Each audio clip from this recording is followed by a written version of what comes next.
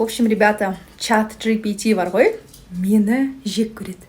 Не үшін деп ойласаңыздар, қазірге түсіндірем. В общем, жаңа тренд шығыпты. Ол трендте адамдар өздерінің мысықтарын жібереді, суретін и айтады: если бы мой кот был человеком, дейді. Ну, то есть адам болса қандай болады деп чаттан сұрап тұрды. И чат басқалардың видеосында көрдім, прям әдемі анандай картинка, прям күшті костюм шалбары киіп алған, прям андай көйлектегі адамдар сөйтіп күшті қылып істейді да. Мен де жібердім енді Джоннидің суреті, и смотрите, что он мне отправил.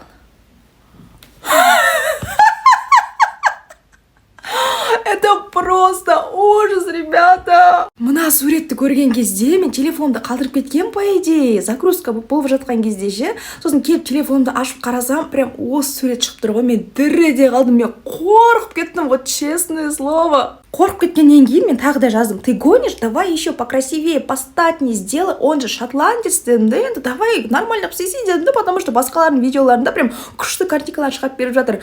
Мен сұрадым екінші просьба, и екінші суретте де қараңыздар маған не жіберген. Что это такое, ребята? Это просто ужас. Мен қорқып кеттім, қазір түн. Мен үйде бір өзімін, конечно, мынандай нәрсені көргеннен кейін қорқып кетесің.